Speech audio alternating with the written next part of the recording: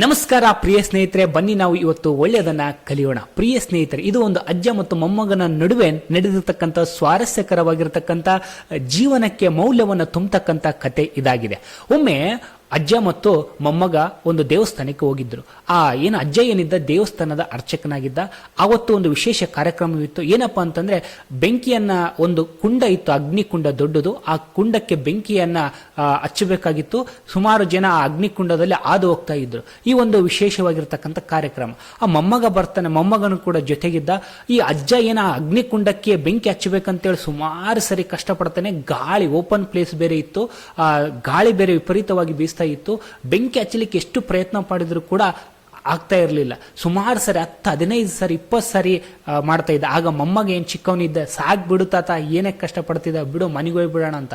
ಆದರೆ ಅರ್ಚಕ ಹೇಳ್ತಾನೆ, ಇಲ್ಲ ಮಗನ, ಇನ್ನೂ 1-2 ಸರಿ ಟ್ರೈ ಮಾಡ್ತೀನಿ ಇರು, ಪ್ರಯತ್ನ ಮಾಡ್ತೀನಿ ಇರು ಅಂತೇಳಿ ಪ್ರಯತ್ನ ಮಾಡ್ದ ಕೊನೆಗೆ ಅಗ್ನಿಸ್ಪರ್ಶ ಆಯ್ತು. ಯಜ್ಞಕುಂಡದು ಬೆಂಕಿ ದಗದಗನೆ ಉರಿತಾ ಇತ್ತು. ಬೆಂಕಿ ಕುಂಡ ಸ್ವಲ್ಪ ಆರಿದ ನಂತರ, ಅದು ರಿಚುವಲ್ಸ್ ಏನಿತ್ತು, ಕಾರ್ಯಕ್ರಮದ ಏನಿತ್ತು, ಅದು ಆದ ನಂತರ ಅಗ್ನಿಕುಂಡದಲ್ಲಿ ಕೆಲವು ಜನ ಆದೋದ್ರು.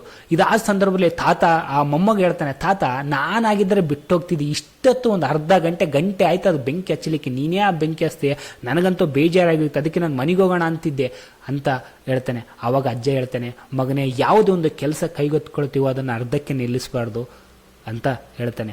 ನೋಡು, ನಮ್ಮ ದೇಹದಲ್ಲಿ 2 ಎತ್ತುಗಳಿದ್ದಾವೆ.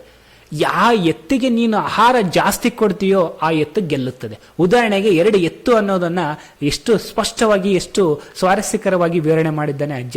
ಏನಪ್ಪ ಅಂತಂದ್ರೆ, ಒಂದು ಒಳ್ಳೆಯ ಎತ್ತು, ಒಂದು ಸೋಮಾರಿತನ ಎತ್ತು. ಸೋಮಾರಿತನ ಎತ್ತು ಯಾವಾಗಲೂ ಸೋಲನ್ನ ಜಲ್ದಿ ಒಪ್ಕೊಂಡ್ಬಿಡುತ್ತೆ, ಅದಕ್ಕೆ ಆಹಾರ ಜಲ್ದಿ ಸಿಕ್ಬಿಡುತ್ತೆ, ಸಾಕು ಬಿಡು ಅಂಥೇಳಿ ನಾವು ಅದಕ್ಕೆ ಆಹಾರ ಕೊಟ್ಟು ಬಿಡ್ತೀವಿ. ಆದರೆ ಗೆಲ್ಲುವ ಎತ್ತೇನಿದೆ, ಅದು ಆಹಾರಕ್ಕೆ ನಾವು ಕಡಿಮೆ ಕೊಡ್ತೀವಿ, ಹಾಗಾಗಿ ಅದು ಸೋತು ಬಿಡುತ್ತೆ. ಹಾಗಾಗಿ ಗೆಲ್ಲಬೇಕಾಗಿ, ಅಥವಾ ಗೆಲ್ಲುವ ಎತ್ತಿಗೆ, ನಮ್ಮ ಮನಸ್ಸಿನಲ್ಲಿ ಎತ್ತೇನಿದೆ ಆ ಎತ್ತಿಗೆ ಆಹಾರವನ್ನು ಜಾಸ್ತಿ ಕೊಟ್ಟರೆ ಆ ಎತ್ತು ಗೆಲ್ಲುತ್ತೆ. ಸೋಲುವ ಎತ್ತಿಗೆ ನಾವು ಕೊಟ್ಟರೆ, ನಾವು ಸೋತಿನ ಬಿಡು, ಆಗಲ್ಲ ಬಿಡು ಅಂತ ಅದಕ್ಕೆ ಆಹಾರ ಜಾಸ್ತಿ ಕೊಡ್ತಾ ಹೋದ್ರೆ ಅದೇ ಗೆಲ್ಲುತ್ತಾ ಹೋಗುತ್ತೆ.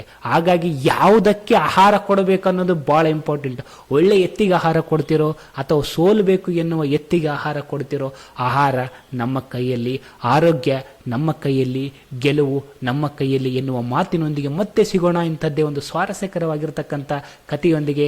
ಸರ್ವೇ ಜನ ಸುಖಿನೋ ಭವಂತು. ಜೈ ಕರ್ನಾಟಕ ಮಾತೆ.